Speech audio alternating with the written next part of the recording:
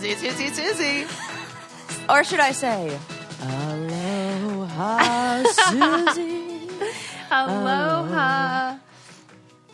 Why didn't I bring my ukulele? You should have. I could be like giving you a taste of the islands in your own office, serenading you to the sweet sounds of the ukulele. Episode 312, and I thought of you so much during my trip because there were so many ukulele stores. It's not even like Did you see if any of them sold left-handed ones? Oh, that's a good question. I should have looked more carefully. I mean, I just think it's funny that they don't have like music stores. They have ukulele stores. Very niche market. Yeah. But then everybody there has one. You know, it feels like you got to play if you're in that. When you go to Hawaii, you have to take your ukulele. Oh, yeah, I should. But then, see, I was thinking about this. I'm like, am I taking it to... to learn? I mean, is it like bringing a knife to a gunfight? Right, exactly. I mean, bad analogy, but whatever other analogy. Or like bringing a checkers game to where everybody else is playing chess. Right. It's a Alanis Morissette situation. I mean, you can learn a thing or two, I bet. Oh, that's a good point. Go in there as a student. Yes. And like be like, I'm here to absorb maybe just anything from the people around me playing. You know, yes, good idea, Sus. Like when someone else makes a salad for you, it tastes so much better. I think it'll be like that when, this is also a bad analogy, but if you take your ukulele to Hawaii, then I feel like it'll sound even better. Oh, yeah, you're probably right. Plus, it'll probably like infuse it with like the vibes of the islands. Yes. I'm all for this. I'm into it. Or maybe you'll just find one you can buy, a one that you like. Oh, that's cool. Or at the very least, a cool sticker for the back of it. Yeah. Do you have any on there yet? No, but, you know, I got to get on that. Yeah, it seems like the right thing to do. So, Suze, give us your highs and lows from the trip. Oh, my God. I mean, it was a magical vacation, truly. My kid's old enough where, like, I can actually rest, you know, because he's not going to drown or whatever. And that makes a big difference. And this just in. Yeah. Susie, surfer girl.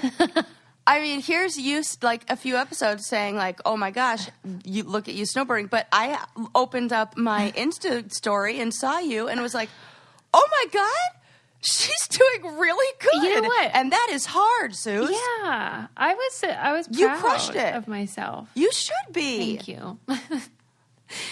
Was it like super easy for you to just like do that, or did it take some practice? I feel like you were a natural. No, yeah, there. the first time I went right up. It was weird. What? Yeah. Okay. I think that's I just have good You got to get balance. out there. I think that maybe is your thing. You could be like a cool longboarding like right mom. I did not think I was going to do well, and it took my guy. I had an instructor, and it took him a really long time to feel comfortable enough to let me out there because I was doing that thing I do where I'm like, I don't know, I don't get it, Suze. and I really have to stop doing that because Yes, you do. He was like, "Why did you act like you didn't think you could do this?" Like This is a life lesson. Yeah, it is. As surfing is, I'm sure they talked to you about that. Well, I love my It's guy. like a metaphor. Yeah, that's the thing. He was great. He was a good fit for me because, like, he would be like, "What is a wave? Like, scientifically, what is a wave?" I'm like, "Yes, what is a wave? Let's get deep." That is so cool. Yeah, I love that. Suze. It was really nice. Yeah, you should definitely. That would be real fun. Are you going to go surfing when you go out? You know, I don't know if we'll have time, but if we do, I definitely will try. But you're like an expert, though. Haven't you done it a million No. times? Yeah, but like it's, you know, I'm not like an expert by any means. I probably look exactly like you on that. Yeah? Yeah, I can catch a wave and I can stand up and do what you did. Yeah. We're like the same. Right. Right. Yeah. Well, we should go together. Yeah. Match skills. We should do one of the, like, by the way. Tandem surfing. By the way, the song that I was trying to think of the other day was She's Like the Wind. And remember when I was like, Patrick Swayze, I think he had a hit song, and I couldn't remember it. I thought it was Lady in Red. Oh, She's Like the Wind. Can you give us a little sample? It's just really earnest. Like I just know the chorus when he's like, she's like the wind. It's very serious. Yes. Anyway, were you thinking about that song while you were had your hair blowing in the wind? No. I was just about to say you and I should recreate that Go-Go's song, Vacation. Oh yeah, I love that. We could do like a little something. And they're on surfboards and all, right? They're on like those water skis, but like same dip. Oh, water skis. That's it. Yeah. Anyway, yep. I think it's funny that I come back from Hawaii and then you go there. I know. That just clicked in my head the other day too when I was looking at your pictures and I was like, wait a sec, I'm going to be there next week. That's what the heck? crazy. That's weird. Yeah, it is. What are the chances? Yeah. Yeah. Anyway, it's good to be back. It's good to see you. I missed you. Yes. Oh, I missed you too, Sue. I always do. This felt like a long one, a long stretch. You're really like winding down your grad school experience. Oh, I sure am. I have to like get my head in the game though. I know, because you kind of get senioritis. I have that. Yeah. Full blown. I'm doing the math and I'm like, what project can I not turn in and still get a passing grade? Like, what work can I not do? And then I think I did a really good job in the beginning of getting all my hours in. Like, we have to hit a certain amount of face-to-face hours and relational hours before we graduate. And I'm good. I need like 4 more hours. And I got 8 weeks to do it or 6 weeks to do it. And everybody else is like, if I have one client that leaves, I won't make it. And, maybe I have to stay or I don't know what they do. But so I feel like cool as a cucumber about the rest of this. Wow. That's great. Yeah. I'm sure I really feel like good. this is like the only time in my whole life I haven't procrastinated. Oh my God. And it was by accident. Right. I should apply these same techniques of doing a lot of work in the very beginning. Oh, now I know why. Never mind. That makes sense. What? Because it just clicked. I was like, why am I so far ahead? Because I had probably like a month or two at the clinic before I had to take a medical leave because I was so sick when I got pregnant. Yeah. So I just withdrew, but they still count the hours that I worked with clients. Good. So I still got those. So, I got a head start. I was like, why is everybody else so struggling? Like, what the heck? Losers. Meanwhile, I had a 2-month head start. Here I am thinking that I didn't Nope, turns out I did. Glad we came to the bottom of this, and I could just check myself for the rest of these 6 weeks. Thank you. I do not understand procrastinators. Yeah, I'm learning to be better at that. Like, it's so unenjoyable. You can't even enjoy the procrastinating because you have to do work eventually. But it's one of those things where we know it in theory, yeah, but in practice and in the moment, yeah, it's that our brain wanting a quick, like, you have to really weigh it out. Yeah. I say this to people all the time. Like, you have to like rationalize with your own brain and like break it down and give your brain a reality check. Like, look, brain, we are spending 25% of our day worrying about this thing we have to do. Yes. And we've done that for the last 2 weeks. That's a lot of our time. So why don't we just instead spend 30 minutes putting effort into that thing we need to do and then not have to worry for the next however long? But humans are dumb. We have to do that. We do right? the That's why same. you have to rationalize. Mm-hmm. We all do it. Mm-hmm. But I don't know. Well, one thing I do know is that if you own a small business or, you just have a lot of work at home that you have to keep organized, there is a service called HoneyBook, and they help you with all the tedious administrative tasks that so many of us that are freelance have to deal with, sending invoices or, managing all your... Like if you use QuickBooks or Google Suite or MailChimp, they will help you consolidate the services, which is so awesome because I use all of those things. And a lot of people that are like photographers and designers and entrepreneurs, they spend all this money each year trying to figure all this stuff out. But HoneyBook helps you do it in an easy one-stop shop kind of way. It's your business just better with HoneyBook. And right now, HoneyBook is offering our listeners 50% off your first year with promo code BrainCandy. Payment is flexible, and this promotion applies whether you pay monthly or annually. Go to honeybook.com and use promo code BrainCandy for 50% off your first year. Get paid faster and work smarter with honeybook.com, promo code BrainCandy. I mean, that's like who? I don't know. I swear I don't know anyone that's not self-employed at this point. So that's just like And you know easy. what I'm thinking this is good for? Is as somebody who did own a small business and like all my Etsy stuff. Yes.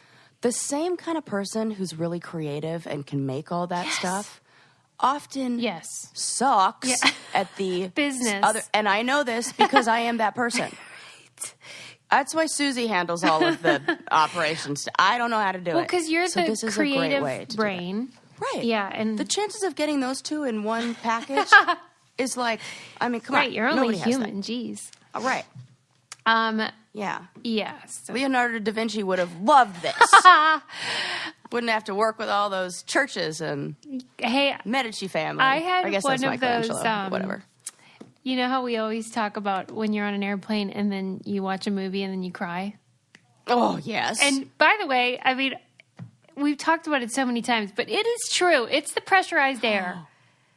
Can I guess which movie you cried at? Yes. Instant Family. No, I didn't see that. Damn. I was really hoping that was it because I cried on the airplane. I do not watch rom-coms. That is not a rom-com. Oh, what is it? It's about a family, Mark Wahlberg and I can't remember who the girl is, but they they foster children and they think they're just getting like one and they end up with 3 and it's a true story. Oh, wow. And it's so cute and I thought it was adorable. Really? I totally cried. But, so it's a comedy, but you're saying it's not romantic. It's about a family. Comedy. It's like, instant family. Like they adopt the kid, they foster the kids and it's like the whole, what it's real, and the sad parts, the happy parts, it's great. No, I like to feel sad, so I don't go for those. Oh, you want sad? Okay. Lay it on me. What'd you watch? Boy Erased. Oh, okay. Tell us everything. I did not see it yet. Well, I've been wanting to see it for so long. It's also a true story about a gay conversion therapy that is often imposed upon conservative religious people who want their kid to stop being gay. And it's still legal in 35 or so states to have gay conversion therapy. God. And so anyway, it was a film about that. And it's just so intense because obviously, as somebody who studies religion, I'm very familiar with this situation. But to see it portrayed, it was really horrifying. And just do you know anybody who went through gay conversion therapy? I do not. Good question. Do you? No. My God. I probably do, but don't know that I know them, You know what would be interesting is to do an interview with somebody who did. Yes, it would. Like put that out there in the Twitterverse. I do know that the guy that founded Exodus International, which is like the main one, he followed me on Twitter, which I don't know why. Wow. But I have asked him for an interview, and he has said yes, but it never came to be. But in that interim period, even though he was running Exodus International, he came out eventually and was like, like this doesn't work. Yeah, I think that was I mean, come on, you are loved by the gay community, and you are very open about that. And I think he was like, "Ooh, I like her," and, right? And then it all makes sense to me. Yeah, so I would love to interview somebody who's been through it because, I mean, you just can't even conceive of how terrible it would feel to think that you are a sin, but just who you are is a sinful nature. Yeah. And have you seen? I mean, this is like putting not a happy spin on it, but like finding comedy in it. Did you see the Will and Grace where they go to the conversion camp? Yes. That's a great episode. Is a great episode because it is funny how like the counselors are all still very gay, and that's because you can convert someone, dummies. Right. But it was just really sad to think that not only did this happen and does it still happen, but that a lot of young people, take their own lives as a result of being rejected by their family. And it also put a light on, how homelessness is so much of a risk for LGBT folks. And you can see why, because if your family says they will disown you if you're gay, and then you have no support, you have nowhere to live, and it just it's a cycle of just abuse, and made me cry on the plane. Oh, Suze. I just love those people, and I just wish that things would change a little faster. So I guess that's... Oh, it's so important. It's like those kind of movies. I just hope that somehow the right people who are watching, who need to learn those things, that somehow... I was reflecting, too, on my own upbringing and how, like, on my first road rules, I was still very much a conservative Christian. And I said in an episode, like, love the sinner, hate the sin, about gay folks.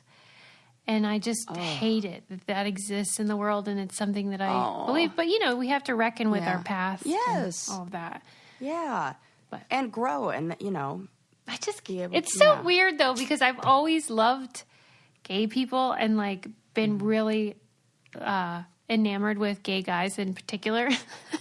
And I think back to, like, how did I make sense of that in my brain? That I clearly was exploiting and enjoying the parts that I liked about that culture, but then was condemning it at the same time.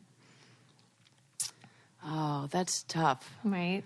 Yeah. Maybe, like, deep inside, I always was a big fan of the gays. There you go. You knew it. Yeah, it's like you have to compare yourself to who you were yesterday. Yeah. Not who you, should be. Yes. Because that's how growth happens. Whenever you were, like, I know you still identify as a queer woman, but when you were actually living the gay life, did you meet a lot of people who thought what you were doing was sinful? And did they tell you that? No. No. Okay. No. Nobody said that to you. Because I surrounded myself with that, with people who didn't, I'm trying to think. Yes, actually, I take it back. I was not really dating, but there was a guy who was trying to date me, and I was definitely not interested in dating men at the time. It was right when I was like, you know what? No, I really want to be with women, and that feels more comfortable. And I told him that, I think at the time I told him I was gay, and he was really upset about that. Wow. And I think he really internalized it and thought maybe he had something, but I'm like, this has nothing to do with you. And it's not you, I think it's he was, me. Yeah. Yes, exactly. Like the one time that is actually true. Did he make you feel like you were a sinner? Yeah. Oh my God. Yeah. And like he made me feel gross, like disgusting and dirty. And like, I don't know if it was necessarily religious based. It was just like. He just was mad he couldn't have you. Yes. That's probably it. Wow. God. And the crazy thing is, I had so many, I could remember where he lived. I could remember sitting in my car. I could remember telling him. I could remember him getting mad at me and walking out. I can remember where his house was. I can't for the life of me remember what he looks like or his name. No way. It's one of those times where, it's like heightened state of emotion and you remember like central details versus peripheral ones and like whatever you're like I just for some reason I can't see his face. I don't know who he is. It's the weirdest thing in my mind. That's super weird. Yeah. There was a lot going on, though, for you, so. Yeah, a lot. So I think that probably has something to do with it. If you have a lot going on, you could probably use a little service we like to call Postmates. Oh, man, I did it the other day to get stuff for s'mores. No way. Yeah. What, did you just have a craving or what? Yeah, and it was late. We had been drinking wine and didn't want to drive. And then the Postmate deliverer pulls up and goes, "This is the cutest thing I've ever picked up." Postmates is your personal food delivery, grocery delivery, whatever you can think of delivery service all year round. You don't have to go to the store in the middle of the night when you have a s'mores craving like Sarah. Yep. Or if you need your coffee fix during work, or if you just want to get dinner for your family. 24 hours a day, 365 days a year, Postmates will bring what you want within the hour. Anything you're craving, they can deliver. For a limited time, Postmates is giving our listeners $100 of free delivery credit for your first 7 days. To start your free deliveries, download the app right now and use our code BRAINCANDY. That's BRAINCANDY for $100 of free delivery credit for your first 7 days when you download the Postmates app. Get anything you need anytime you need it. Download Postmates and save with the code BRAINCANDY. I think I told you how Scott Yeager texted me and was like, there's got to be a catch with that, right? Yep. I'm like, no. No catch. No catchy. Yeah, we had friends over when we ordered the s'mores, and the girl, one of the gals who was there said, "Oh man, that probably cost you $50." And I was like, "Nope." And I showed her the bill, and she was like, "What?" And I said, "Use my code." And I totally said, I swear to God, I said that exact I was like, $100 free delivery. I showed her the bill. She was like, "Dang, that's good." It's really good. How were the s'mores? I swear, were they true yummy? story, that all happened. Oh my gosh, so good. And full disclosure, Landon woke up this morning and looks over at my nightstand, and we had gone out last night to this charity dinner and definitely drank wine and had a great time. And I had a little stack on the side of my bed of graham crackers and chocolate because I had homemade cold s'mores last night. Oh, that sounds so good. I have no regrets. Yeah, isn't and he that fun? looks over at my nightstand, and there's a half a graham cracker and one chocolate that didn't fit in the. It's when you go on a date and you try to be demure and you don't eat very much, and then you come home and eat everything you can find. Those are some of the funnest times when you get home after a night out and you're like, you know what, I didn't eat that much, and then it's like tiger feeding. Yep, that was what it was. Yep, and all the evidence on my nightstand the next morning. That's evidence of a good night, I say. Yep, I had no regrets, except I probably look a little tired today. What do you think? No. Yeah, you're hanging in. You're hanging in. Yeah. I watched a video about the truth about wasabi. Oh my gosh, tell me, because you know what's so funny? What? Everything we talk about, I have a crazy story about. That's so why you're tell the me the best history of wasabi. Co-host ever. It's so dumb. What the heck? What is your story? Tell me your story. No, first tell me the history. Okay, well, this was on... The truth. Excuse me. That's seriously the name of the video, and it's on Atlantic video page. And it's not sinister or anything, but... But it was... You know how they always say that the wasabi that you get with your sushi or whatever is usually not true wasabi? Right, I don't actually think I've ever even had true wasabi. Oh, it's good. It almost comes like a root kind of thing. Yeah. Yeah. And it's white and... Mm-hmm. Wait, is it white on the plate? Yeah, it's a lighter... Is it white? No, it's green. Yeah. But it's it's a different... It's super spicy and almost kind of bitter. Yeah. And well... It looks kind of gingery almost. Yeah, that's what I would compare it to. In the video, it was showing a wasabi farm, and... it just looked kind of like ginger and a teeny tiny little pineapple, kind of the texture of it. Oh, yeah. And it was just talking about this is a family business, and it's a beautiful video. You know how oftentimes that documentary style is so gorgeous, but it was really kind of the story of their family business, but also just about how, they're sad that this industry that's 300, 400 years old is kind of being made obsolete by just cheap horseradish wasabi.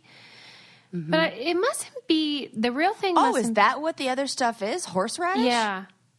Oh, I didn't know that. Just kind of colored horseradish mixed with something. Oh. Cheap and cheerful. Huh. But the real thing must be kind of gross. Like you're saying, a little bitter and just not palatable, because otherwise people would be willing to pay a little more for the real thing, don't you think? I think they don't know. Well, but maybe the reason we don't know is because it's kind of gross. Oh. Well, I'm going to have to... You know who would know about this is Landon. I was going to say. He will know, and he'll be he'll have a whole thing about, oh, no, we've got that in the pantry, and here's why. Yeah, you probably have he'll some. Have the whole... Guaranteed I do. Yep. Well, yep. Yeah. I don't know. It's kind of a weird thing. there's certain things that are fake, like imitation crab is so popular. I don't know. Hollandaise. Yeah, gross though, but the real thing is so much better. It's so good, but the majority of the restaurants you have hollandaise at are not giving you the real thing. It's like that powdered mix stuff because it doesn't last. You have like you have to eat it fast. That's why a lot of places will have like, they'll offer eggs Benedict, but before a certain time. Like, you know, we stop serving eggs Benedict at 10 o'clock because that's how long the hollandaise last. Yeah. Yeah, so there you go. Yeah, I mean, I guess, it's about money, and if they can use the fake stuff and you're just as happy, then I guess they're gonna. Yeah. And it's, American sushi versus actual, Japanese sushi is so different. So it's like they're... You know what's crazy? I couldn't hardly find just regular sushi in Hawaii. Like, they have poke, but not... just regular sushi, and that shocks me because it's just fish everywhere. What are they doing? Yeah. I don't know. What's a gal got to do around here to get a little sashimi? But did you have the delicious Hawaiian plate? Like what? With they're like Hawaiian plates. They come with usually some kind of meat, and it'll be rice and macaroni. What the heck? Like a macaroni salad. Oh my gosh. This was not offered to me. You're missing out on the best. Oh, the best part. It's like, I wish I could go there and then bring you back a Hawaiian plate of, there are those places that even in California they have like called the Loft. They're like and it's the stuff that they have there. They're like chicken teriyaki with a side of rice and a side of like a macaroni salad. And, oh, my God, it's so good. Well, I don't know what I was doing wrong. Well, actually, I know what I was doing right. I was going to say I actually lost weight on my vacation, but it's because, I actually moved my body. Oh, yeah, because you were so active. I'm like, oh, my God, I gained so much weight in Hawaii. I ate everything. You would think. Spam musubi. I was anticipating quite a bit of weight gain, but... And you know those delicious spam musubi things that we have? Yes! I was looking for those. Didn't find those either? No, but I did hear people talking about them. Like, you could go to, like, certain markets. Yeah. And if people don't know about this, in Hawaii, they're huge fans of Spam. Huge. And huge. They make these delicious rolls that I had at Sarah's. Landon made for us. It's like Spam sushi roll. Yep. So freaking great. Best. It's so good. And everybody's like, ew. I'm like, no. It's the best. I said the same thing. I tried it, and Landon has the... when we were in Hawaii, I tried it, and he has it on video. He, like, videotapes me trying it, and you see me like, I don't know about this, and then just, like, fireworks going off in my mouth and just joy across my face. Why does Spam have such a bad reputation in the U.S., though? The mainland? I would say it probably has something to do with, like, like the association we make of it being, like... canned meat. Yeah. Yeah. But we're fine with all kinds of garbage. That is totally true. I mean, it's no worse than Doritos. Super anti-spam. That's true. But these are good. If you ever get offered one of these Spam rolls, don't turn your nose up. You will regret it. Yes, so good. You'll also regret it if you do not get some awesome furniture from Joybird. Oh, yeah. Gorgeous. I keep looking. I'm trying to choose a console because I want to have a record player, table. Suze, yes. Yeah. We need more music. That was my New Year's resolution, so I want to get a record player to facilitate that. You've seen our Joybird furniture. Sarah has it in her house. We have it in our studio and in our house, and it is so sturdy, beautifully handmade, one-of-a-kind furniture because you can design it to match your taste. You can pick from a wide range of kid and pet-friendly upholstery options. Yes. Do you let your dogs up on yours? Or do you like... Let? No. But if you saw my Insta story the other day and my dog sitting on the back of the couch like a bird, that is a Joybird couch, and I got the pet like, Oh, pet friendly. Okay. Yeah, it looks fantastic despite him having that as his like perch. Yes, it was so cute. His little buns. Get the heck down. Hanging up on there. It's quality handcrafted furniture, and it just looks so gorgeous, but it's also really well made, which sometimes when you shop online, you wonder if you're going to get the quality that you want, and you definitely will. And they have a 365-day home trial. Skip the furniture store. Have you ever been in one of those? Nightmare. See how Joybird is revolutionizing online furniture shopping. Create the furniture that brings you joy today at joybird.com/braincandy. Go to joybird.com/braincandy and receive an exclusive offer for 25% off your first order by using code BRAINCANDY. Yeah, man. So another thing that, well, I regretted, the wasabi story that I was going to tell you. So we were out at one of those, what's the places called where they're like Japanese restaurants with the grill in front of you and they like hibachi with the onion. Hibachi. It was a hibachi grill place. I wish I could say I was like 7 when this happened. Nah, I was 15 years old. And we were out at dinner with my friend's family, and it's the dad her dad is the guy who walked me down the aisle. So he's like practically like my dad. And, you know, guy I trust, father figure, look to him for advice, you know, thinks he has my best interest in mind. So we sit down at the table, and he's like a big jokester. And he goes, "Oh, look, a palate cleanser," and passes me a spoonful of wasabi that I ate. You did not. Shoved the whole thing in my mouth. We're talking a good tablespoon worth of wasabi that I ate.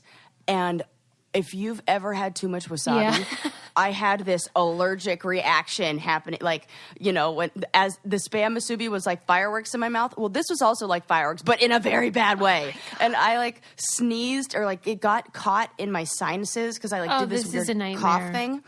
My eyes were burning, and I was tasting wasabi for like 2 weeks after that. For real? It was awful.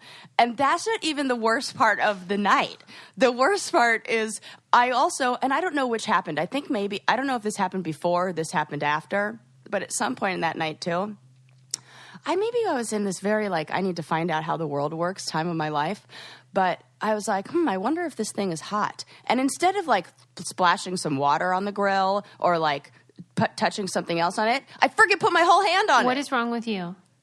What the hell is wrong with me? It was a night of pain. I'm like, there is something wrong with me. Was it your dominant hand? I don't know which happened first.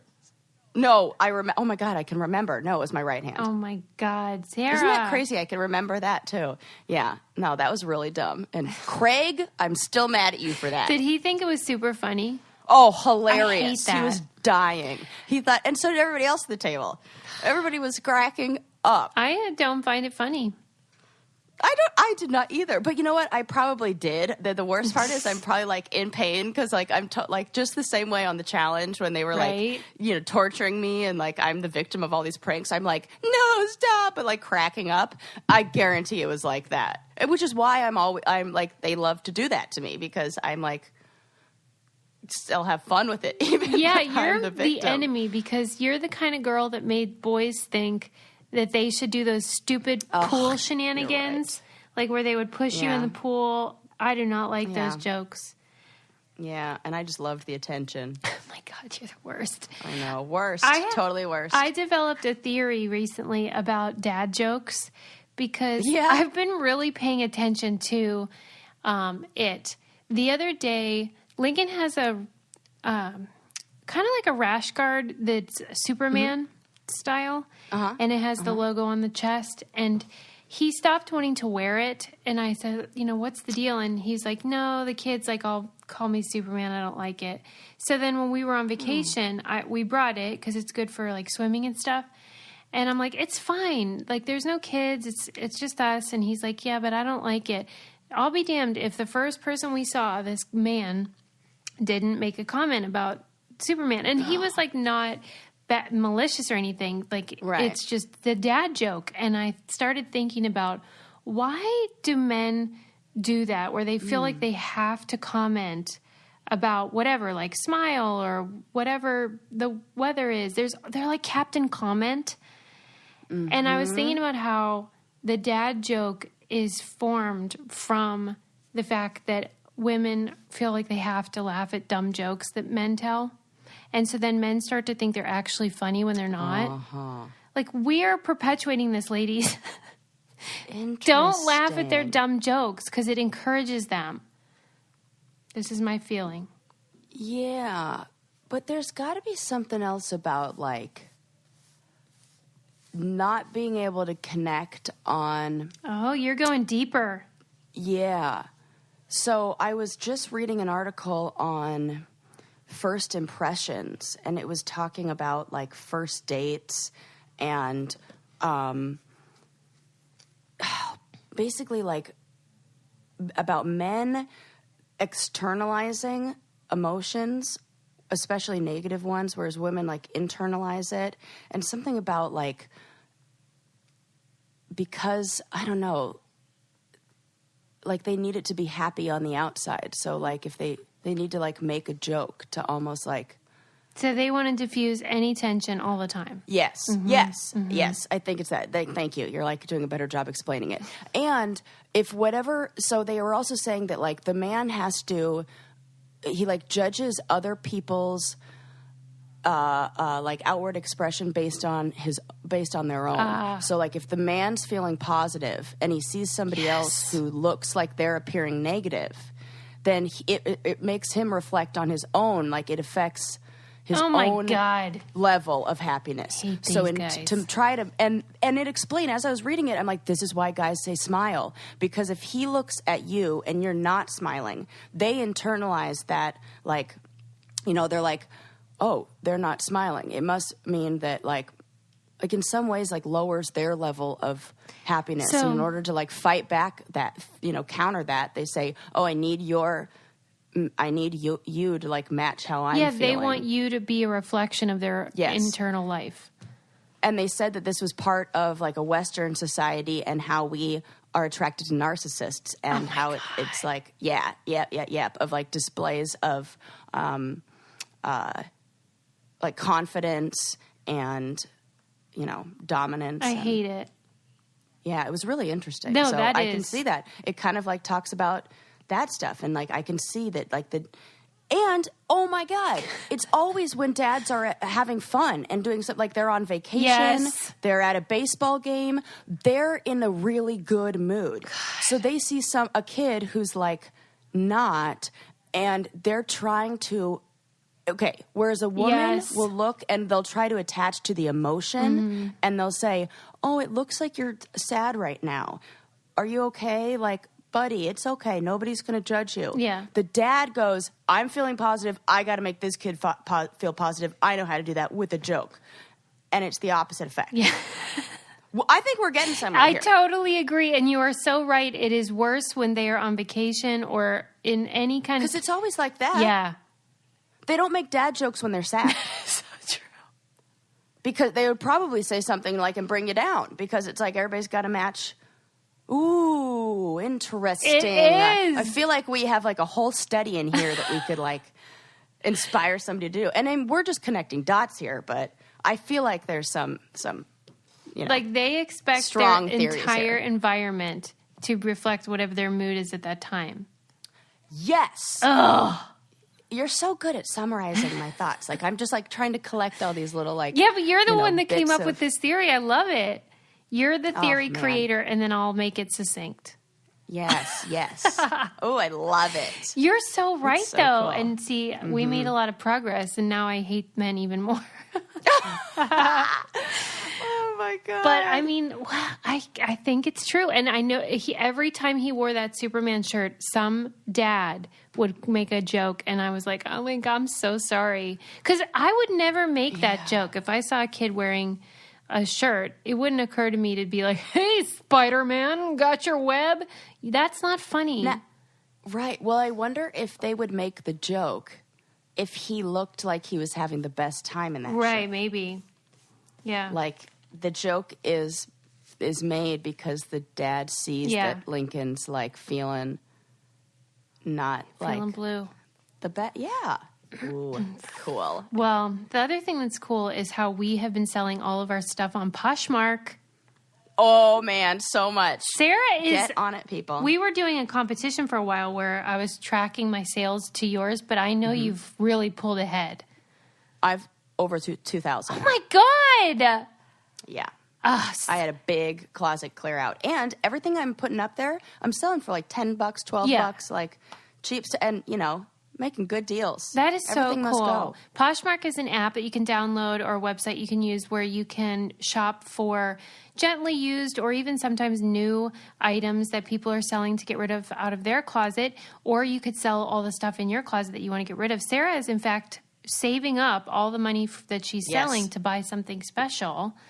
Yes, I'm going to buy something fancy. Yeah. Mm-hmm. And that's fun because then you don't have to feel, I don't know, guilty about buying something because... Yeah, I was really tempted though, and I just said whatever, and I bought one sweatshirt. I don't judge you. It was such a good price, but back to saving.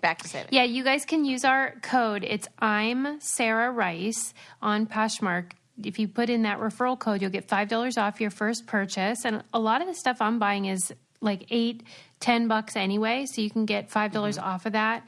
I bought a pair of UGG sandals that are they're so cute. I tried to find them. They're not anymore on there. Really? Because I was like, damn, I need them too. You do now. need them. When I put them on, they're just so cute. Though. And I found them super cheap, and they were brand new with the box. Anyway, you need to use our code I'm Sarah Rice on Poshmark. Download that app, and you'll get $5. What did I want to tell you? Oh, I wanted to add, we had a couple... We were giving our tips over the last few episodes, and I'm starting to realize, I have a bunch all the time, so I'm going to do, whenever I have them, I'm just going to tell you guys. Excellent. I love this. One thing that I thought of is another account to follow, and I saw that somebody was now following their local library and found some... I saw that, too. Yeah, that made me feel really happy, because that's something free, and you can get a lot out of it. Another great thing to follow on Twitter is at Lit Hub, Literary Hub. It's a daily literary website highlighting the best in contemporary fiction, nonfiction, and criticism. And that's one thing I think people forget about Twitter. If they don't use it a lot, they might not realize that if you follow, you can follow museums. I follow the National Gallery, and you can follow a lot, anything that you want to learn about. If you follow it, then if you see a tweet or a link to something that intrigues you, you can learn more. And I just think that's a great way to stay in touch with topics that you don't maybe read about a lot, but you want to know more about. So Lit Hub is a good one. And then I have one more. Let me find it. Yeah. I think because of our listeners, they're so into books that I wanted to remind them of these because they are great for readers. The other one is called @5_books, 5 books. They publish interviews with authors, academics, and public figures who recommend the best books in their field. Ooh, it's so cool. That's a good one. Because they're talk about curated. Yeah. You have an expert, and they tag that person so you can follow them if you want. And he's a modern historian, and then he'll recommend the 5 best books on World War I. And cool. That's amazing. Mm-hmm. Well, I'm thinking about my book club book for last month, and I would have loved to know her 5 recommendations for books on biology and plant, That's what I'm saying. Because I would love that. That's somebody else is doing the curating for you. Mm-hmm, mm-hmm. And they're the experts, so they know. So I just wanted to remind you guys of that. I also have notes that I wanted to remind me to tell you. Oh, yeah. And we had talked about the thing that I bought you for your birthday, that lunch kit. And I just want to encourage people on Instagram to follow zero waste accounts, because you'll get really good ideas on how to use less crap and, save the environment, but in cool ways that will probably save you money also. Love that. Yeah. And we freaking have to save the environment, man. Are you watching that Netflix series? It's not Planet Earth, but it's the same. Oh, I need to. They say it's awesome. I love that stuff. Yeah. Well, I read an article this morning about the whale that was found with 88 pounds of plastic in its stomach. My God. For real? Ooh, for real. 88. Yeah, for real. And let me see, I have it, how many, they were found, and there's there's a museum that's collecting all of the information on this. This is an interesting name for a museum, DeBone Collector Museum. They're posting an entire list of all of the things that they found inside this whale, like as they start uncovering what was in it. 16 rice sacks. Oh my God. Multiple shopping bags. It's the most plastic they've ever seen in a whale. Oh man. It's really sad. So, can I get your advice? Because I know you're a real anti-straw, plastic straw. I sure and am. you carry your own metal one, which is really cool that you do that. But I do tease you because it's funny. But like, be careful when you're drinking hot beverages. I've learned that the hard way. Hey, wait a minute. You used a metal straw for a hot beverage? well, yeah, but because it said for hot or cold, and so I tried hot, and I was like, oh, maybe lukewarm. That's hot. It's not too bad, but just saying, be careful. When I was away in Hawaii, they don't do plastic straws. I assume it's a law, and they do like the paper ones. And Lincoln hated them, and he would just take it out and just not use anything.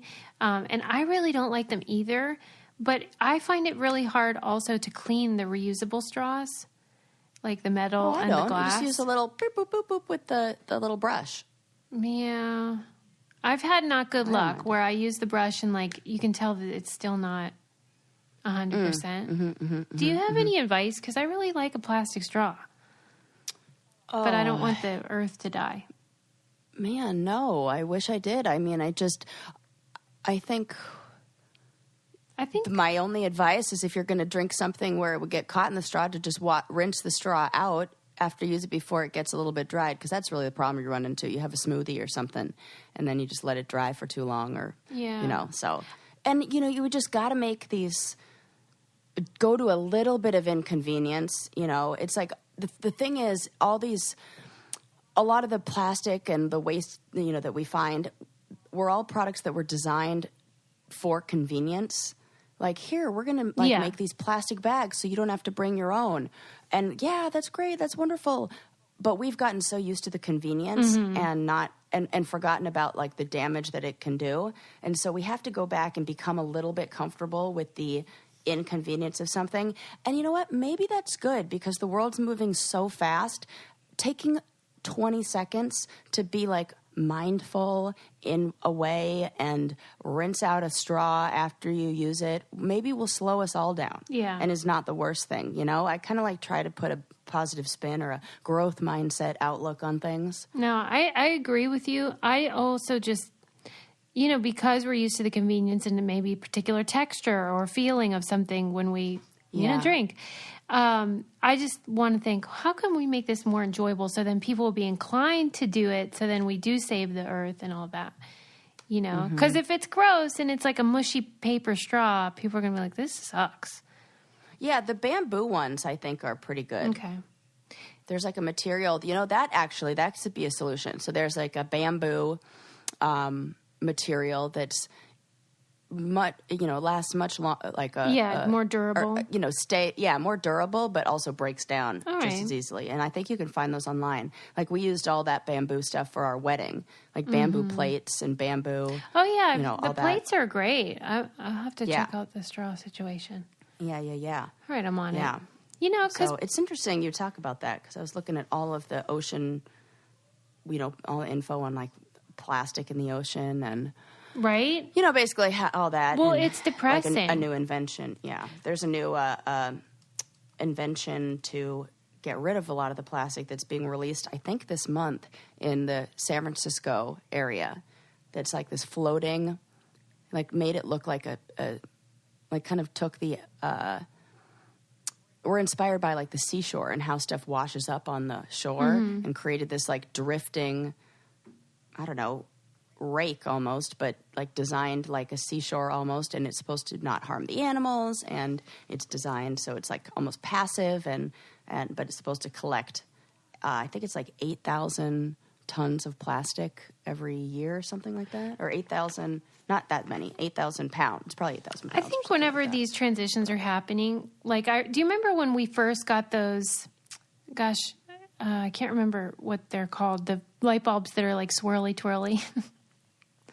Light bulbs? Oh, fluorescent. Incandescent? No. Fluorescent lights? No. Not incandescent. LED lights. Not LED. I think it's in between. Now I can't remember. Oh, what are they called? But they're just like the spiral shape. And yeah. At first, like the first generation of those, they would take forever to actually warm up and turn on all the way. And people were That's like, true. boy, this sucks to be environmentally conscious. But now they've improved them and they're so much better.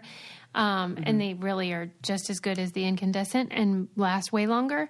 But I think that it's like that with the straws. Like, we're not caught up with, so it's kind of like that first generation where we're like, ooh, this is not ideal. That's a good point. But we'll get there. You're right. And they also started improving the hue, like the yes, whatever the light that emits. It used to be that awful blue. Yes. The only place where they haven't quite caught up is Christmas lights. Yeah, we'll get there. Where I'm like, ugh, they're that blue ones, and I have to return them, and only certain brands have that yellow tone. And I'm like, I don't want blue lights. One of my favorite books eyes. on the subject is Living Like Ed. It's by Ed Begley Jr.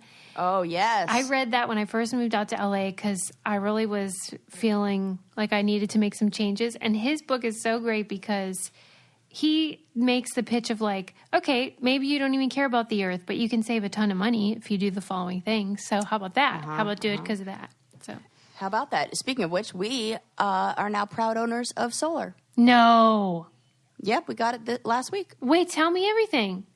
It was great. I mean, I didn't really do much. Somebody else did all the work and put it up on the roof. Yeah. And we have a house that's like positioned where we get sun it's like perfect time of day and they, so now we're just like, collecting power from the sun. No way.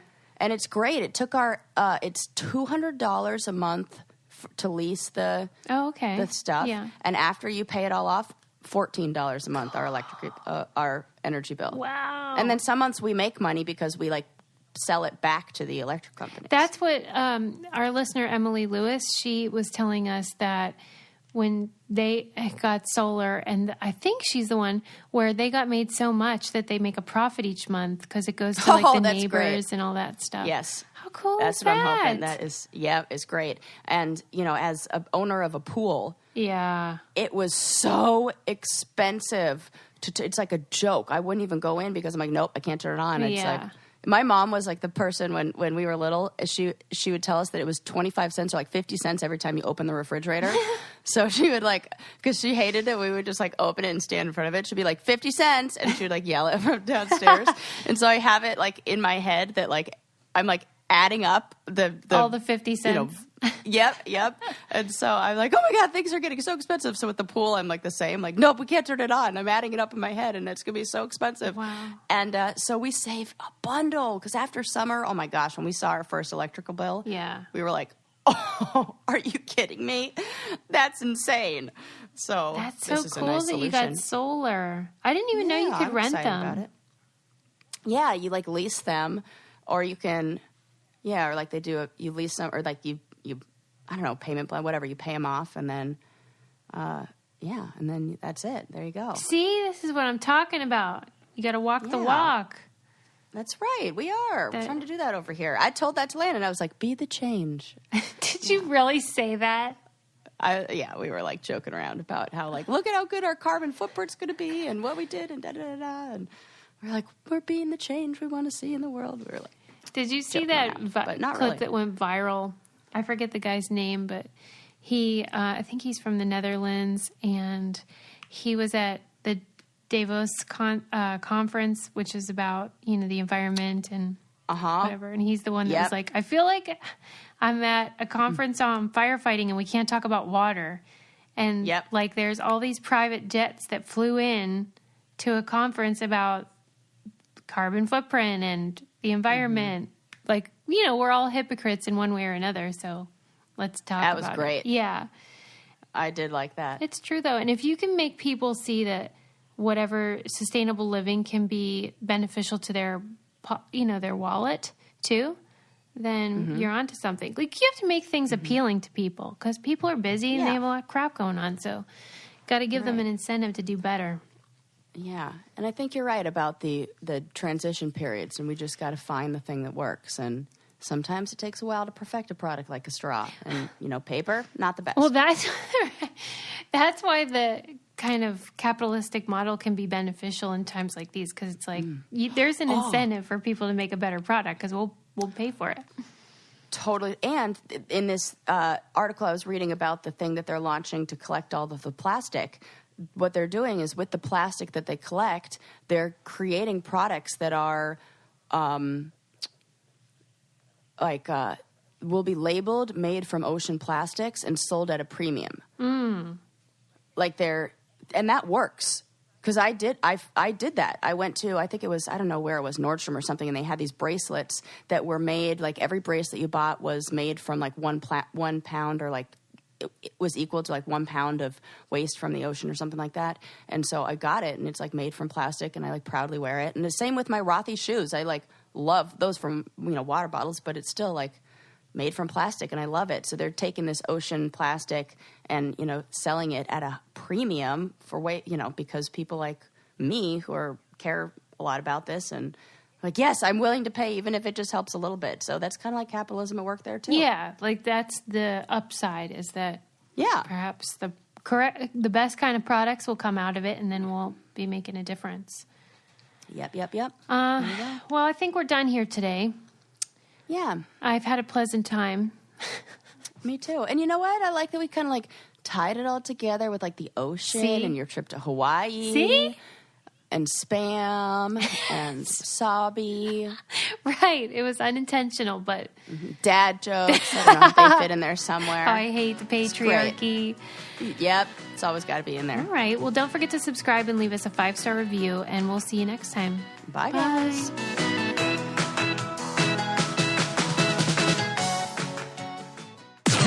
This podcast is brought to you by Wave Podcast Network. Check out all of our shows, including the Brain Candy Podcast, I Don't Get It, Coffee Convos, and Let's Talk About It.